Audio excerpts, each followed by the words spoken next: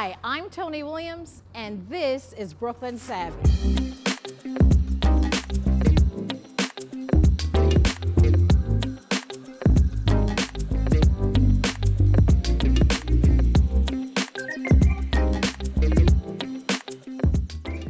Hi, I'm Tony Williams, and welcome to Brooklyn Savvy.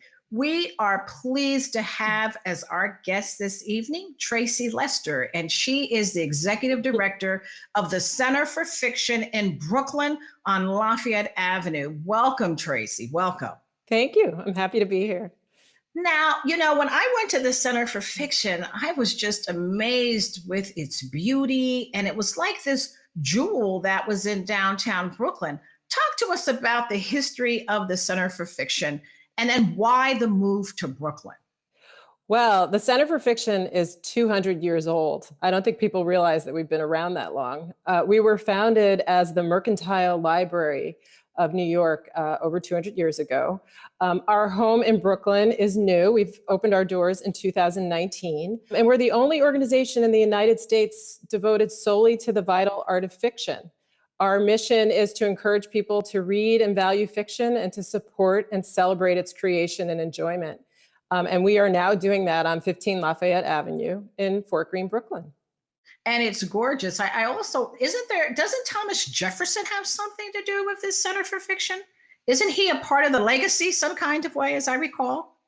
Well, the organization was founded when James Monroe was president, and many people have passed through our doors. Edgar Allan Poe, Frederick Douglass, our contemporary writers. We have a long, illustrious history.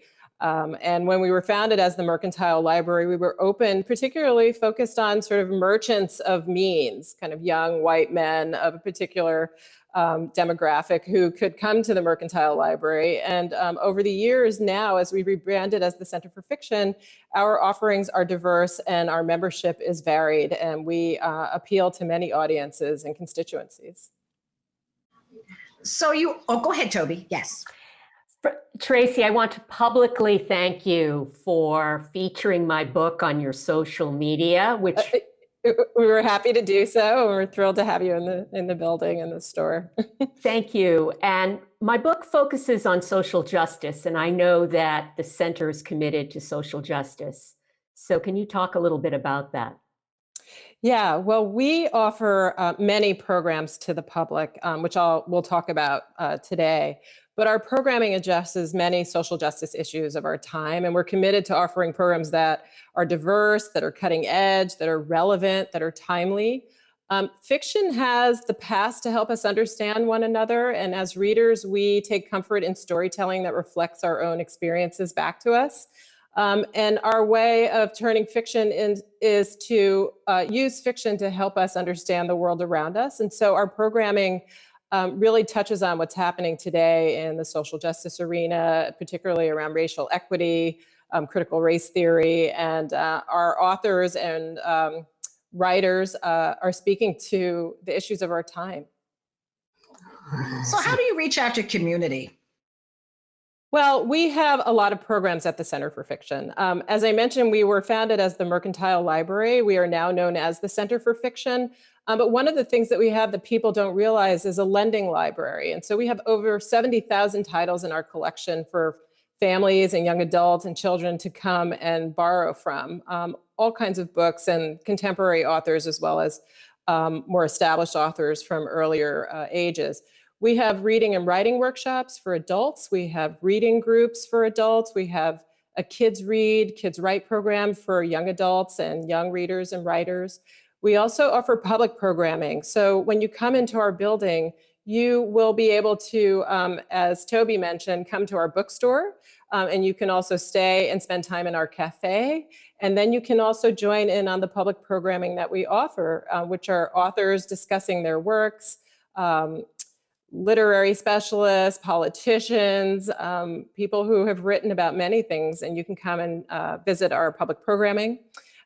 We also have a writer's studio. So if you are working on your next novel or looking to write your first novel, we have a writer's studio space that's available for you.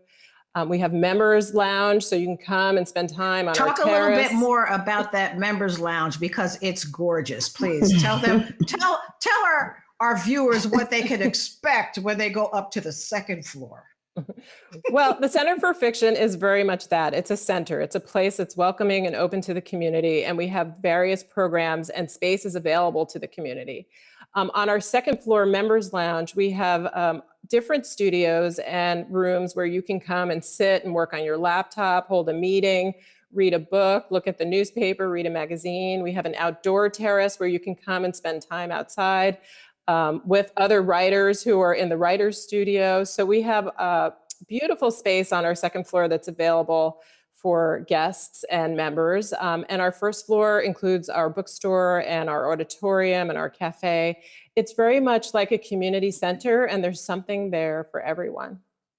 You seem so really passionate about the work that you do. It's infectious. Can you tell me, are you a writer yourself? I started out my career many years ago. My first job out of college, I was a journalist. I wrote for a newspaper. So I've been writing for many years. Somewhere under the surface is that first book. I haven't written it yet, but it's coming. But I write many pieces, short pieces and short stories. But I started out as a journalist many years ago. Wow. Just to continue, does that, do you, at the center, do you encourage other upcoming writers to help them to finish their books and to continue to write? That's the Writer's Studio, right? Yeah, the Writer's Studio, but we also have an Emerging Writers Fellowship, which we just announced. We will have a public announcement for you, so you'll find out who they are soon. But this year we received over 530 applications, and there was a panel of judges who reviewed the applications, and we selected 9 emerging writers. And they will receive a grant of $5,000, mentorship with a distinguished editor, the opportunity to meet with early career authors, editors, agents throughout the year. And each year we kind of build a network of emerging writers to support them as they begin on their journey. And so we've been doing that for years. And so the Emerging Writers Fellowship is one of the ways that we connect with new writers. It seems to me that you started pretty much when the pandemic was in full swing. Oh, yeah. So what sort of what challenges did that create for you? You know, being new to Brooklyn, being new to the Center for Fiction. Well, I'm not new to Brooklyn. I lived in Brooklyn for many, many years. In fact, over a decade. And I have sort of deep roots in the Brooklyn community. But coming to the Center for Fiction was not unlike any other art organization that was trying to reemerge after the pandemic. The arts and cultural institution was deeply impacted by COVID, and it was the last sort of sector to reopen as we're seeing Broadway come back online now. And so the biggest challenge that I was confronted with was how to reopen the center and get people back inside our building and connect with the community and make people feel not only safe, but feel welcome and feel, revitalized by our newly reopened doors. Let's talk to Traci about who Traci is, right? So I know that you have said that you told me that your father was a jazz musician. Talk to us about your history, so to speak, and how you arrived at the Center for Fiction as a leader. Well, my father, who passed away in 2019, was a jazz musician. He played the alto, tenor, and soprano sax. His name was Connie Lester, and he recorded for many years. And so I grew up in a household filled with music and the arts. I mean, I can remember him when I was 5 or 6 practicing his scales, getting ready to go play and perform. And so for us, the arts were just an integral part of our upbringing, my brother and sister and I. And my parents introduced us to theater. They introduced us to, of course, literature and good books and to music. And we were really just encouraged to spend time and learn as much as we could and be exposed to as much as we could. And I really feel strongly that the foundation that my parents created for us is the reason I'm here today to speak with you about the Center for Fiction, because they were reading to us when we were little, whatever it was they had to read. It was the newspaper, it was the Bible, it was books that they had heard about that we should be exposed to. And so we were just reading all the time. And because of that, it wasn't difficult for me to make this transition to the Center for Fiction. We all tell stories, right? And we've all hear stories that impact our lives. And those are the things that we want to uplift here at the Center for Fiction, storytelling in all its form. you're in the heart of Brooklyn, and you're in the BAM, what used to be called the BAM Cultural District, and you have so many cultural partners across the street and down the street. Do you find that you collaborate? I know the pandemic makes it harder, and you said, post-pandemic, I think we're perma-pandemic myself, Right. but so it's just a new way to operate. Right. I think that, the standard operating procedure now is just to think about how we do things differently. But Yeah. I do think there's enormous, and I'm a huge fan of partnerships, as especially in times of limited resources, but it also makes us think differently about how we consume culture and create culture. And I think there's such opportunities for you in a borough where cultural production, Yeah. not just consumption, is the way all the artists are here. And if we Right. can retain them, before everyone moves upstate or downstate or wherever they go, Right. the Center for Fiction is a community center in a cultural district. So it Yes. seems to me that the opportunities for partnerships across disciplines, not just writers, but you've got performers Absolutely. across the street, and you've got visual artists. So that's an exciting opportunity too. Yeah, no, the collaboration piece is so critical. And what we saw during the pandemic is the arts community really came together to problem solve, to brainstorm, to strategize, to figure out how to reopen collectively. And so we're not the first in this neighborhood, and we have much to benefit from the learnings those around us. Brooklyn Academy of Music, Mark Morris, Theater for a New Audience, 651 Arts, Mokata, the list is long. And the resources are deep and wide, and we are collaborating with everyone that we can, and we are happy to uplift our arts and cultural partners. However, it will benefit everyone. Whatever the partnership is, we're happy to be part of it. Say, for example, I'm a mother in Brownsville. How do I find out about the Center for Fiction? Well, we have school partnerships. And so we have a Kids Read, Kids Write program where we connect authors and illustrators with children in public schools. So if you're a mom in Brownsville and you have a school that you would like to have the Center for Fiction connected to, we would love to hear from you, because we would love to have authors connect with the children in your school. Right. It's fabulous.